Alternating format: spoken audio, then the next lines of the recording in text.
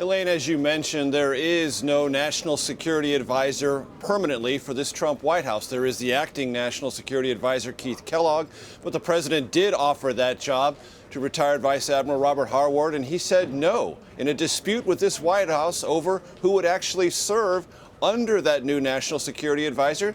Robert Harward wanted his own staff. The White House rejected that. But the president, and this was sort of one of the reasons the press conference occurred today, he did make one personnel announcement, Alexander Acosta, his second nominee to lead the Labor Department. Well, Major, going back to the National Security Advisor position, why wouldn't the White House allow retired Vice Admiral Harward to pick his own staff? Because the president, in the intervening hours between obtaining the resignation, essentially firing Michael Flynn, and offering the job to Vice Admiral Harward, made a phone call to K.T. McFarland, who is the Deputy National Security Advisor and was part of Flynn's team. Said, guess what? You get to keep your job. Well, Vice Admiral Harward doesn't want K.T. McFarland to be his deputy. He wants somebody else in his own inner circle, somebody he has a long-standing personal and professional relationship with, somebody he trusts and believes has the merit for that job. That's the center of this dispute right now. There are other matters dealing with the national security staff writ large, but this is the biggest and most important one, at least as far as Vice Admiral Harward is concerned. The president made that recommendation, told K.T. McFarland she could keep the job. And until he reverses that position, the answer from Harward is no. I'm told by sources close to this very delicate and unprecedented situation. I mean, a president offering a job and it being rejected by a former vice admiral in the United States Navy. It could be resolved, but only if Harward gets his way on this key staffing question. Absent that, the answer is no. Well, Major, the president said his administration was the quote-unquote exact opposite of chaotic. Are these recent leaks that we've been seeing affecting the president's agenda, and if so, how? Well, the president said something interesting, and a good question was put to him. When you say, Mr. President, the news is fake, if you're concerned about the leaks, are the leaks fake? He said, oh, no, the leaks are true. Well, the story's built around those leaks. In the case of Michael Flynn, the former national security advisor, led to his ouster, led to the White House, President Trump and Vice President Pence and Chief of Staff Reince Priebus losing confidence in Flynn.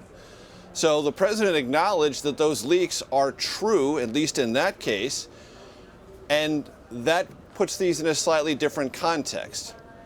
And those leaks and what has come from them, this sense of chaos, I mean, it's highly unusual to lose a national security advisor in the first month of a new administration, have created a sense of unease, not only about Republicans in general here in Washington, but specifically on Capitol Hill. And that has undermined confidence in this White House's ability to set forth an agenda, carry it out, and have the political clout to protect members of Congress if they believe they're running into any political jeopardy, dealing, let's say, for example, with the repeal of the Affordable Care Act or putting together tax reform that includes a so-called border adjustment tax. A lot of Republicans are not eager to jump into that particular political fight, so they need a strong and politically powerful president to back them up.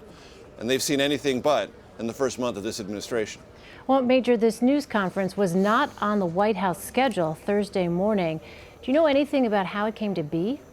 The president decided to have one, and that's the beginning and end of that story, Elaine. When the president decides, particularly this one, this was true during the campaign, when he decides to do something or, just as significantly, decides not to do something.